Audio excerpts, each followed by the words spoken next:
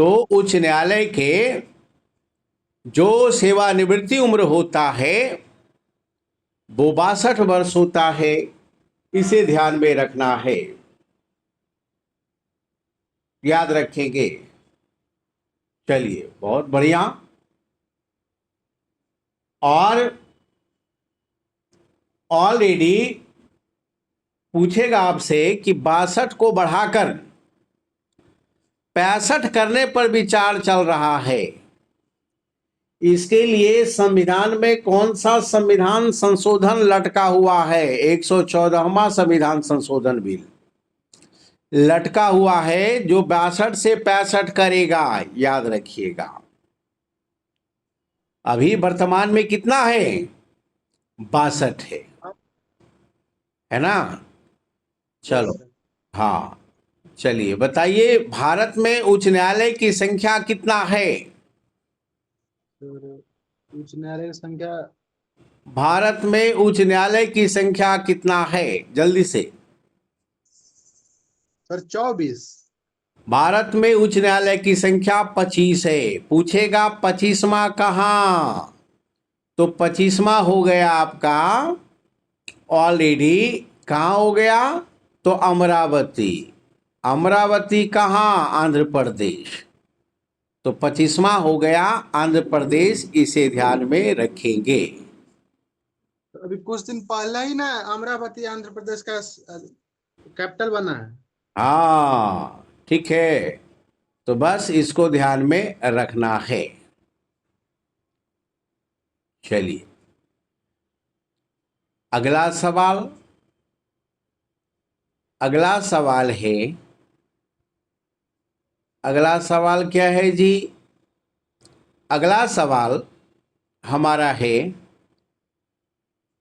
अगला सवाल है कि जब किसी उच्च न्यायालय का मुख्य न्यायाधीश, जब किसी उच्च न्यायालय का मुख्य न्यायाधीश प्रशासनिक हैसियत से काम करता है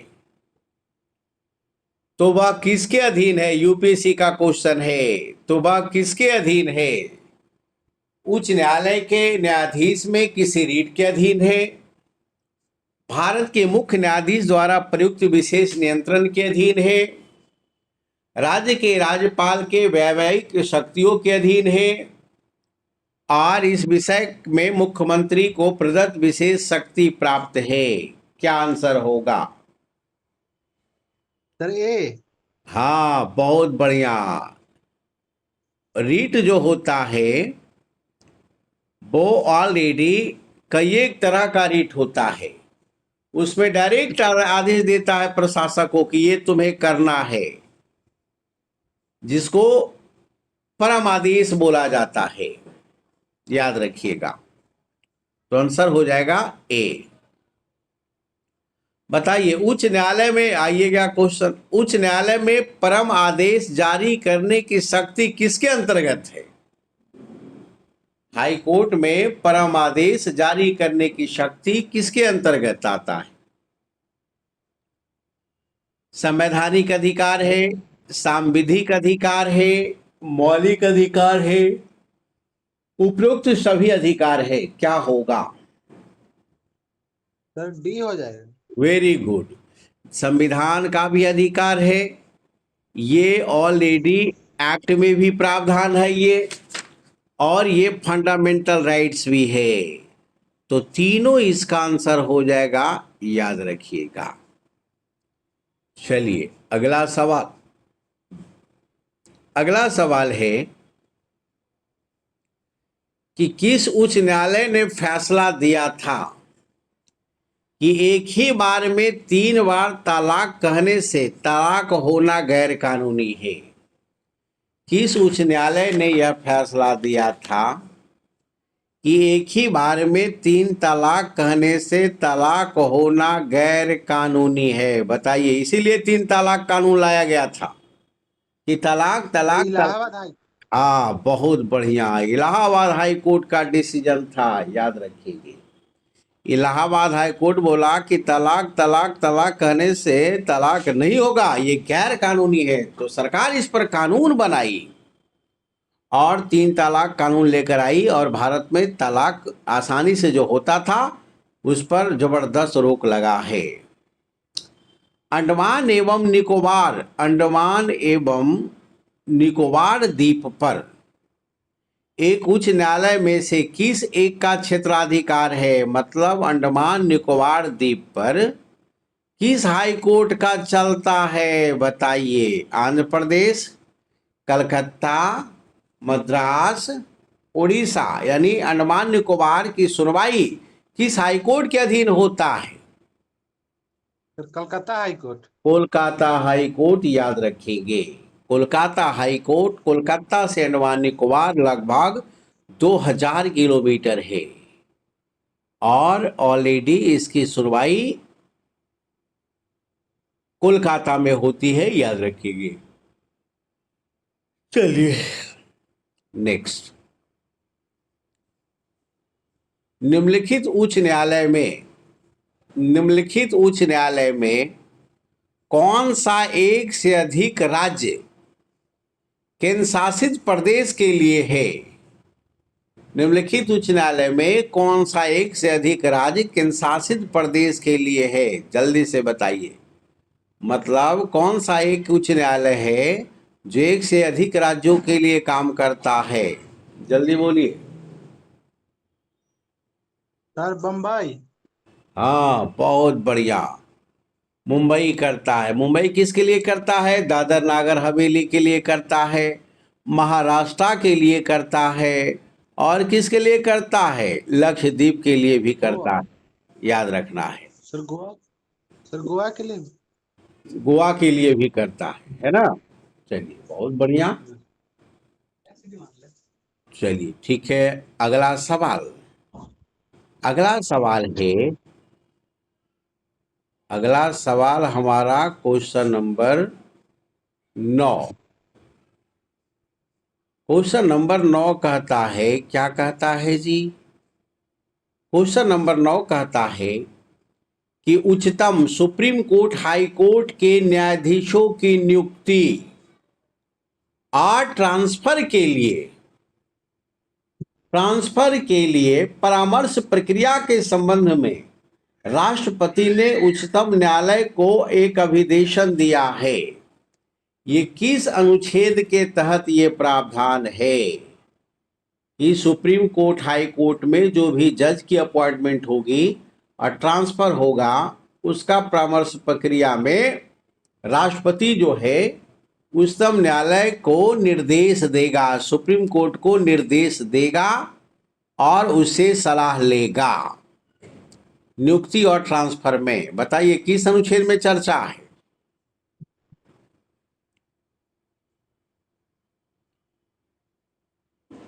आर्टिकल 143 का पार्ट 1 में ये चर्चा है। आर्टिकल 143 के पार्ट 1 में ये चर्चा है, याद रखिए। चलिए अगला सवाल। निम्नलिखित में से किसके मामले में उच्च न्यायालय और सुप्रीम कोर्ट दोनों के अधिकारता में आता है? चलो रे श्वेता कुमारी बताओ। श्वेता कुमारी बताएगी कि बताओ सुप्रीम कोर्ट हाई कोर्ट का अधिकार में क्या आता है? केंद्र राज्य के बीच विवाद, राज्यों के परस्पर विवाद, मूल अधिकार का संरक्षण और संविधान के उल्लंघन का संरक्षण। जल्दी बोलो। संविधानों के उल्लंघन का संरक्षण शायद। संविधान के उल्लंघन का संरक्षण होगा तो संविधान का व्याख्या का अंतिम अधिकार सुप्रीम कोर्ट के पास है, हाई कोर्ट के पास नहीं है, इसलिए ये गलत हो जाएगा। और बोलो। केंद्र राज्य फर्स्ट होगा शायद। केंद्र राज्य के बीच का विवाद का निपटारा सिर्फ सुप्रीम कोर्ट होगा, हाई कोर्ट नहीं करेगा, ये भी गलत हो गया। और बोलो। मूल अधिकारों का संरक्षण है। हाँ, ये अब 32 तुम और सही लाइन पे 7 आई, में। ठीक है ना? अब तुम सही लाइन पे आई यस सर। कि मूल अधिकारों के संरक्षण को लेकर सुप्रीम कोर्ट और हाई कोर्ट दोनों का पावर है। किस आर्टिकल में सुप्रीम कोर्ट का जो पावर है ऑलरेडी 32 आर्टिकल 32 आर्टिकल 32 में, और हाई कोर्ट का पावर आर्टिकल 226 214 में 200 26 226 में याद रखिएगी, है ना। तो मूल अधिकारों का अच्छा संरक्षण करता है, फंडामेंटल राइट्स को कंजर्व करता है, याद रखिएगा। चलो अगला सवाल, सब क्वेश्चन पूछा हुआ याद रखना है। यूपी देखो, लोअर डिविजनल असिस्टेंट का और अपर डिविजनल असिस्टेंट का अधीनस्थ पदाधिकारी का वहाँ एग्जाम हुआ था, ये क्वेश्चन है। वैसी याचिका जो न्यायपालिका द्वारा की जाती है, जिसमें कार्यपालिका से कहा जाता है कि ऐसा कार्य करो जिसके जो प्रदत्त शक्तियों के अंतर्गत करना चाहिए, उस रीट को क्या कहा जाता है बताओ। यानी कि यदि डीएम को बोले कि तुम अपने जिला के विकास और सफाई पर ध्यान रखो, ये आदेश हाई कोर्ट दिया है, तो बताओ इसको क्या बोला जाता है। अधिकार परीक्षा। इसको बोला जाता है मैंडेमस, इसी को बोलते हैं परम आदेश, याद रखना है। समझ गई। अधिकार परीक्षा क्या हो गया? अधिकार परीक्षा का मतलब हो गया कि तू किस हैसियत से, किस अधिकार से इस पद पर बना हुआ है। जैसे अशोक चौधरी को प्रोफेसर बना दिया, तो पूछेगा सुप्रीम कोर्ट, यदि उसमें धांधली हुई है तो पूछेगा कि किस हैसियत से इस पद पर है, लाओ तुम अपना सारा डॉक्यूमेंट दिखाओ।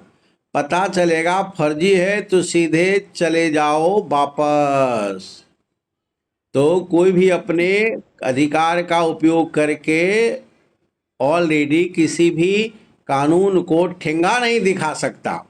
आज का न्यूज है, देखना यूट्यूब पर चल रहा है कि पटना यूनिवर्सिटी में ज्योग्राफी में एक प्रोफेसर टॉप कर गया। पता चला कि इसको 10 नंबर दिया गया अनुभव के आधार पर। तो कौन सा कॉलेज में पढ़ाता था? तो यूपी के गोरखपुर कॉलेज में पढ़ाता था।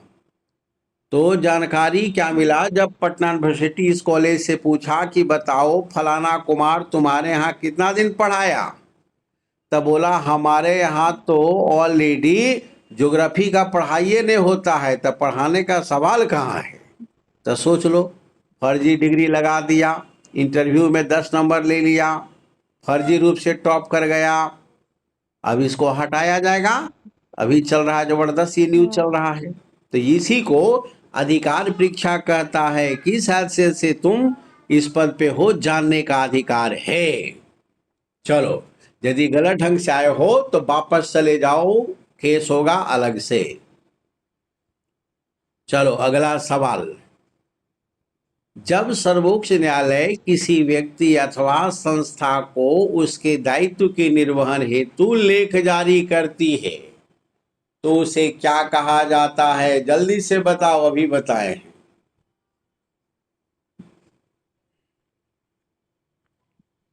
बोलो जी। परमादेश। हाँ बहुत बढ़िया। अभी हमने क्या बोला? कहता है कि सुप्रीम कोर्ट किसी व्यक्ति या संस्था को उसके दायित्व का निर्वहन हेतु लेख जारी करता। मान लिया कि डीएम है, तो बोला यार तेरा दायित्व है कि पूरे विकास करो, शहर को स्वच्छ रखो, और नहीं रखता है तो लेख जारी करेगा, रीट जारी करेगा। इसको क्या बोला जाता है? परम आदेश, मैंडेमस, इसी को बोला जाता है। इसी यही क्वेश्चन दूसरे ढंग से पूछा हुआ था, अभी यूपीपीएससी का मेंस का एग्जाम में पूछा गया है ये क्वेश्चन। ये एसडीएम बनाती है यूपीएससी में क्वेश्चन। चलो क्वेश्चन नंबर 13, क्वेश्चन नंबर 13 कहता है, क्या कहता है? क्वेश्चन नंबर 13 कहता है कि कौन सा राज्य के हाई कोर्ट के मुख्य क्षेत्राधिकार में नहीं है। मतलब कौन सा काम हाई कोर्ट नहीं कर सकता है। चलिए, पहला, परामर्श दे सकता है। प्रारंभिक क्षेत्राधिकार, कोई भी अपील हम पहली बार हाई कोर्ट में कर सकते हैं। निरीक्षण का अधिकार हाई कोर्ट को है, अपील हम यहाँ कर सकते हैं डायरेक्ट, चलो बोलो, क्या होगा, क्या नहीं है हाई कोर्ट का काम? आई सर थिंक सी निरीक्षण का क्षेत्र। देखो, निरीक्षण का काम करता है हाई कोर्ट। किसको निरीक्षण करेगा? सिविल कोर्ट को निरीक्षण करेगा। सिविल कोर्ट में जज बनाएगा, इसको निरीक्षण करेगा, तो ये काम तो करेगा। अपीलीय क्षेत्राधिकार उसके पास है। सिविल कोर्ट में हमको न्याय नहीं मिला तो सिविल कोर्ट के खिलाफ अपील कर सकते हैं, तो ये भी काम है। प्रारंभिक क्षेत्राधिकार, मामला 20 लाख से ऊपर रेवेन्यू का है तो डायरेक्ट हाई कोर्ट में अपील कर सकते हैं, सिविल कोर्ट जाने की कोई जरूरत नहीं है। तब तीनों हो गया। परामर्श नहीं ले सकते हाई कोर्ट से। परामर्श देने का अधिकार मात्र सुप्रीम कोर्ट को है। किस आर्टिकल के तहत? 143 के तहत। किसको? राष्ट्रपति को। याद रखना है। तो ये तीनों सही है और पहला गलत। समझ गई जी? Yes sir. चलो, मतलब वो किसी को सुप्रीम कोर्ट किसी को भी परामर्श नहीं देगा। Supreme sorry, high court, court. Supreme court देगा, हाई कोर्ट नहीं देगा। क्या कर रहा है हाई कोर्ट, है ना? हाँ यस सर। हाँ, हाई कोर्ट। सुप्रीम कोर्ट तो देवे करेगा, हाई कोर्ट नहीं देगा। नहीं देगा। हाई कोर्ट नहीं देगा। चलो, अगला सवाल। निम्न में से कौन सा एक रिट न्यायालय में कार्रवाई लंबित होने की दशा में लागू की जाती है? कौन एक रिट न्यायालय में कार्रवाई लंबित होने की दशा में लागू की जाती है? प्रतिषेध सर। अब देखो, मामला यस सर, लंबित, प्रोविंशन ही होगा। देखो मामला लंबित है। Vishal Kumar, yes sir. आवाज आ रही है? यस सर, आ रही है। चलो, आप क्वेश्चन बताओ। तुम, तेरे सामने है, आईएएस का क्वेश्चन है, 2018 का, यूपीएससी का है। क्वेश्चन बताओ कि निम्न में से एक रिट न्यायालय में कार्रवाई लंबित होने की दशा में यदि मामला लंबित हो कोर्ट में, तो कौन सा रिट जारी करा किया जाता है सुप्रीम कोर्ट हाई कोर्ट के द्वारा? परमादेश, उत्प्रेषण, प्रतिषेध, अधिकार परीक्षा। जल्दी बोलो। सर प्रोविंशन होगा, सी। सी होगा, है ना? बहुत बढ़िया। परम आदेश नहीं होगा क्योंकि ये अधिकारियों को जारी किया जाता है। अधिकार परीक्षा नहीं होगा, ये भी अधिकारी को जारी किया जाता है। मामला दोनों में फंस रहा है, तो ऑलरेडी मामला लंबित हो, कार्रवाई लंबित हो, तो उसको प्रोहिबिशन के तहत ऑलरेडी क्या किया जाता है, उस पर रोक दिया जाता है कि ये तेरे पावर की बात नहीं है, जो मामला है उसको वहीं पर रोक दो, और ये आदेश जारी किया जाता है। तो बहुत बढ़िया, आंसर सी हो जाएगा, एकदम राइट आंसर। उत्प्रेषण में क्या होता है? उत्प्रेषण में फाइल को अपने पास मंगा लिया जाता है ना? चलिए, बहुत बढ़िया।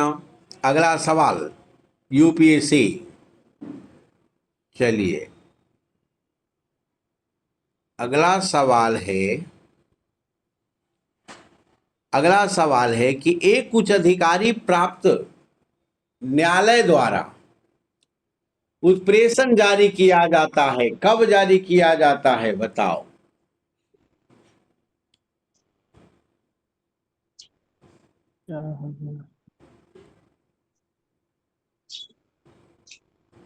कब जारी किया जाता है, बोलो? सर निचली अदालत अपने अधिकार क्षेत्र से बाहर जाके कोई निर्णय दे देती है, तब जारी किया जाता है।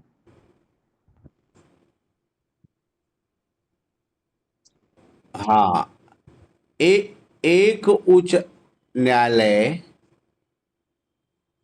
एक उच्च अधिकार प्राप्त न्यायालय द्वारा उत्प्रेषण रीट कब जारी किया जाएगा? उत्प्रेषण रीट कब जारी किया जाएगा, है ना? बोलिए, कब जारी किया जाता है, जल्दी बोलिए।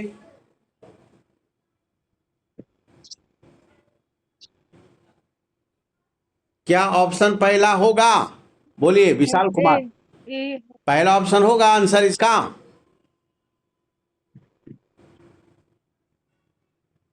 Yes sir. बोलो विशाल कुमार। सर समझ में नहीं आ गया सर, एक बार इसको पढ़ दीजिएगा।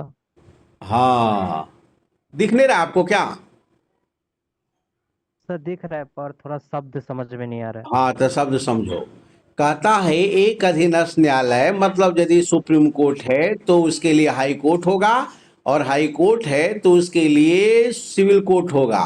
को यानी हाई कोर्ट सिविल कोर्ट को रिव्यू के लिए किसी विशेष मामले में कार्रवाई के अभिलेख को यानी फाइल को कहता है कि तू हमारे यहाँ ट्रांसफर करो। तो जब फाइल अपने ये सर पास ट्रांसफर मंगा कर रहा देते हैं। है तो उसको हम क्या बोलेंगे? इसका ऑपरेशन। उत्प्रेषण होता है। ऑपरेशन बोलेंगे। और जब फाइल को वहीं पर बोलेंगे कि कृपया चुपचाप तुम बंद कर दो, इस पर कोई कार्रवाई करने का अधिकार नहीं है, उसी को निषेध प्रतिषेध। बोलते हैं, उसी को प्रतिषेध बोलते हैं, उसको प्रोहिबिट बोला जाता है। याद रखिएगा, ठीक है ना? और उत्प्रेषण और प्रसिद्ध प्रतिषेध पूछेगा इन रीटों में कौन कौन सा रीट है जो न्यायपालिका में ही जारी किया जाता है न्यायपालिका के खिलाफ, तो कौन कौन? उत्प्रेषण और प्रश्न और प्रतिषेध। प्रतिषेध, याद रखना है। प्रोविंशन। चलो बहुत बढ़िया, ठीक है। अगला सवाल बताओ। अगला क्वेश्चन, पेज नहीं खुल रहा है। दूसरा क्वेश्चन बताओ। चलो दूसरा क्वेश्चन बताओ कि कौन सी एक याचिका अधीनस्थ न्यायालय को कार्यपद्धति का परीक्षण करती है? कौन सी याचिका, कौन सा जो रीट है जिसके अंतर्गत सुप्रीम कोर्ट हाई कोर्ट के कार्यों को परीक्षण करता है? High court, lower court, civil court के कार्यों का परीक्षण करेगा, इसके लिए कौन सा रीट जारी किया जाता है? जल्दी बोलो। अधिकार परीक्षा। अभी मैं बोला हूं, जल्दी बोलो, बोलो विशाल। हाँ, सर यही उत्प्रेषण ही होगा ना। हाँ, दो ही तो जारी किया जाता है, एक प्रतिषेध और दूसरा उत्प्रेषण। इसी दोनों में से तो खोजना है। और इसमें क्या होगा? तो उत्प्रेषण होगा, क्योंकि कह रहा है हम निरीक्षण करेंगे तुम्हारे फाइल को। तो उत्प्रेषण के तहत फाइल मंगाया जाता है, इसी को निरीक्षण का अधिकार है। प्रतिषेध में कहता है कि तुम कार्रवाई मत करो, तो उत्प्रेषण में फाइल मंगाकर फाइल को निरीक्षण करता है। याद रखिएगा, समझी रहे लड़की? Yes sir. और अधिकार परीक्षा में क्या होता है? अधिकार परीक्षा में अभी मैं तुमको बताया कि मान लिया कि तुमको नीतीश कुमार डीएसपी बना दिया, तो नीतीश कुमार डीएसपी तुमको बनाया और हम तुम्हारे पीछे लग गए कि किस हैसियत से इसको डीएसपी बना दिया। तुम्हारा अपना आदमी है, तुम्हारे जात का आदमी है, तो तुम इसको डीएसपी बना देगा। मैं चला गया तुम्हारे खिलाफ कोर्ट। अब कोर्ट पूछा हाँ, ऑलरेडी तुमसे कि किस अधिकार, किस हैसियत से तुम डीएसपी पद पर हो, दिखाओ। तुमने पीटी पास किया, मेंस पास किया, इंटरव्यू दिया? तो नो सर, मुख्यमंत्री हमें बना दिया। तो कृपया तुम हट जाओ, क्योंकि ये मुख्यमंत्री का कोई अधिकार नहीं है कि तुम्हें डीएसपी बनाए, तुम्हारे अपने आदमी होने के नाते। समझ गए विशाल कुमार? Yes sir. यही ना अधिकार परीक्षा। हाँ। ये उच्चले न्यायालय निचले न्यायालय के ये में लाते हैं क्या? नहीं, अधिकार मतलब ये परीक्षा, कौन जारी करता है? अधिकार परीक्षा हाई कोर्ट भी जारी कर सकता है, सुप्रीम कोर्ट भी जारी कर सकता है ना, किसी व्यक्ति के खिलाफ, अच्छा। किसी अधिकारी के खिलाफ। समझ गए? समझे विशाल? अच्छा, हाँ समझ गया। Yes sir. हाँ चलो ठीक है। यानी कि जो भी काम होगा वो कानून के अनुसार काम होगा देश में। समझ गए? गैर कानूनी ढंग से किसी को पद नहीं दिया जा सकता। चलो यस अगला क्वेश्चन समझ लो। क्वेश्चन है कि भारत के संविधान के अनुसार जिला न्यायाधीश डिस्ट्रिक्ट जज की अभिव्यक्ति के अंतर्गत सम्मिलित नहीं होगा। चलो छोड़ दो। एक हाईकोर्ट का न्यायाधीश अपना त्याग पत्र किसको देगा बताओ? हाईकोर्ट का जो जज है ये अपना त्याग पत्र देना चाहता था, किसको देगा? जल्दी बोलो। राज्यपाल को। बोलो जी। जैसे गवर्नर। किसको न्यायाधीश किसको अपना त्याग पत्र देगा?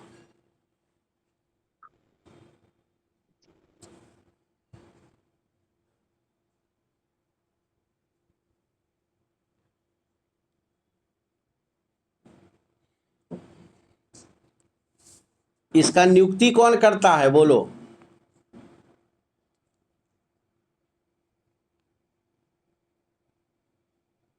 इसका नियुक्ति राष्ट्रपति करेगा। शपथ कौन दिलाएगा ये बोलो? बोलो। गवर्नर दिलाएगा। और वेतन कहां से मिलेगा? राज्य के संचिव निधि से मिलेगा। और त्याग पत्र किसको देगा ये बताओ? बोलो, रिजाइन किसको देगा? राष्ट्रपति को, राज्यपाल को। बोलो। तो गवर्नर को ही ना देगा, क्योंकि राज्य का कार्य देख तो उनके अंदर में रहता है। रहता तो है, बिल्कुल सही है। तो किसको देगा? राष्ट्रपति का गवर्नर को देगा, क्योंकि राष्ट्रपति बहुत ज्यादा हाईएस्ट पोस्ट हो जाएगा, क्योंकि राष्ट्रपति एक बहुत ज्यादा बिजी शेड्यूल वाला पोस्ट है, तो वहां तक तो जाएगा नहीं, तो गवर्नर ही हो सकता है। कभी नहीं। हाई कोर्ट के न्यायाधीश का नियुक्ति के मामले में और रिजग्निशन के मामले में गवर्नर को कोई अधिकार नहीं है। तो किसको देगा? राष्ट्रपति को देगा। इसको कौन हटाएगा? राष्ट्रपति हटाएगा। त्याग पत्र किसको देगा? राष्ट्रपति को देगा। राज्यपाल से कोई मतलब नहीं है। समझे? चलिए, हाईकोर्ट के न्यायाधीश का सेवानिवृत्ति उम्र कितना दिन?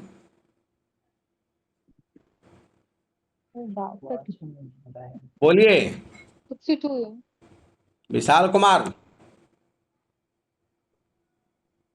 सॉरी सर, मैंने एक टॉपिक नहीं पढ़ा है, अब जितना समझ में आ रहा है बता रहा हूँ। 62 वर्ष याद रखना है। 62 वर्ष। सर, अब वो भी है क्या 5 साल या 62 वर्ष, ऐसा दोनों में से जो हो पहले कंप्लीट? और उसमें होता है क्या? उसमें क्या होता है कि उन लोग को जो बनाया जाता है ना, तो बनाया जाता है लास्ट में, तो उसका 6 साल और वैसा लोग को उसको फॉलो नहीं करता है। ओनली 62 हुआ, रिटायर हो गया। चलिए नेक्स्ट, अगला पॉइंट बताइए कि भारत में मोबाइल कोड किसका मानस पुत्र है? किसने बताया मोबाइल कोड? बताइए, मोबाइल कोड भारत में किसने लाया? मोबाइल कोड भारत में किसने लाया? जल्दी बोलो। पीएन भगवती लाया, राजीव गांधी लाया, एपीजे अब्दुल कलाम लाया, प्रतिभा देवी पाटिल लाया। किसने लाया? 48वीं बीपीएससी का क्वेश्चन है। 52वीं अब्दुल कलाम लाए। हाँ, एपीजे अब्दुल कलाम लाए। कब लाए? 2009 में। समझ गए? मोबाइल कोड कहाँ से शुरुआत हुआ? गुजरात से। मोबाइल, हाँ बोलिए विशाल, क्या? सर मोबाइल कोड को थोड़ा एक्सप्लेन कर दीजिए। हाँ देखिए, मोबाइल कोड में है क्या, एक विशेष वाहन होगा चलता फिरता, इसमें वकील भी होंगे, जज भी होंगे, और ये गरीबों के गांव में जाकर गरीब के मामले को सुनवाई करना शुरू करता है। उसी को मोबाइल चलंत कोर्ट कहा जाता है, चलंत न्यायालय। जैसे मोबाइल एटीएम होता है ना, मोबाइल एटीएम होता है, देखते हैं गाड़ी पर एक एटीएम लगा रहता है, जाइए पैसा निकालिए। तो उसी तरह से गाड़ी पर जो भी लीगल ऑफिसर रहेंगे वो ऑलरेडी ऑन द स्पॉट सुनवाई करते हैं, समझ जाइएगा। यही मोबाइल कोर्ट है, यानी आपके दरवाजे तक न्यायाधीश पहुंच गया है, आपके दरवाजे तक कोर्ट पहुंच गया है। ये कलाम का कंसेप्ट था, याद रखिएगा। चलो, ऐसा तो ये होता है, किन मामलों ये में बिहार सुनवाई में कर तो सकता नहीं है? है सर। ऐसा होता है सर, बिहार में नहीं कुछ है, लेकिन ऐसा होता है। चलो चलो, पूरे भारत के सर लिए। इन कोर्ट का अधिकार कहाँ तक सीमित है? हाँ, ये कोर्ट जो है ये जो छोटे, मोबाइल हाँ, कोर्ट है। छोटे छोटे मामले को पंचायती स्तर पर देखा जाता है। विशेष करके जो आपसी विवाद को निपटाना चाहते हैं वो अपील करते हैं, जैसे लोक अदालत होता है ना, उसी तरह ऑलरेडी ये लोग समझिए लोक अदालत का ही काम करता है। मान लें कि हम दोनों सहमति हो गए कि चलो भाई अपना निपटान करा लो, तो अपील करेंगे, जो मोबाइल कोर्ट कहेगा उसको हम मानेंगे।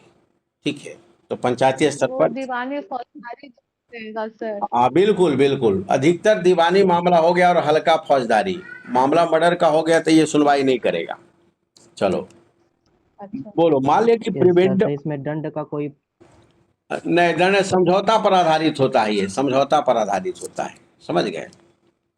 चलिए ठीक है सर। बताइए, प्रिवेंशन डिटेंशन के लिए मान लिया कि कोई आपको पुलिस दरोगा प्रिवेंशन डिटेंशन के लिए, मान ले कि आप कोई आतंकवादी कार्रवाई करेंगे हमको लगता है, तो बताइए आपको कितने दिनों तक प्रिवेंट किया जा सकता है, कितने दिनों तक आपको ऑलरेडी बगैर एफआईआर का, बगैर मुकदमा चलाए रखा जा सकता है? बोलिए, सरकार कितने दिनों तक आपको बंदी रख सकती है?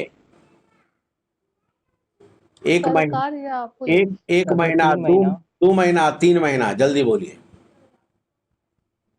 3 महीना। देखिए प्रिवेंटिव डिटेंशन क्या होता है, देखिए यहाँ पर उमर अब्दुल्ला का बाप शेख अब्दुल्ला हो गया, है ना? तो अब्दुल्ला जो हो गया वो क्या था, वो ऑलरेडी वहां पर जम्मू कश्मीर में नेता को हवा देता था। तो पता चला ये लोग जो हवा देता था इन नेताओं को, यही सब गड़बड़ी करता था। तो इस गड़बड़ी को रोकने के लिए शेख अब्दुल्ला को ही गिरफ्तार कर लिया। कितना महीना के लिए? 3 महीना के लिए। नो एफआईआर, ये न बाहर रहेगा, नहीं लोग को हवा नेता को लगेगा, नहीं आंदोलन करेगा, तो इसको नज़रबंद कर लिया जाता है। ठीक है, तो इसी को ऑलरेडी प्रिवेंटिव डिटेंशन बोला जाता है, प्रिवेंशन डिटेंशन बोला जाता है, निवारक निरोध बोला जाता है। ठीक है, चलो। सर इसमें भी एक और टर्म्स आता है, पुनिटिव डिटेंशन, दंडात्मक निरोध। ये क्या होता है? हाँ, दंडात्मक निरोध जो होता है उसमें ऑलरेडी इसमें दंड का भी प्रावधान है, याद रखना है। ठीक है, यदि किसी प्रकार को आपको लगता है कि आगे हिंसा में आप शामिल हुए हैं, तो इस आधार पर आपको दंड भी दिया जा सकता है। ठीक है, और ये 3 महीना वाला बढ़ाया जा सकता है आगे। चलिए, तो ऑलरेडी आज हमने देखा हाई कोर्ट से, याद रखना है। ठीक है, चलो कैसा लगा विशाल कुमार? सर अच्छा था।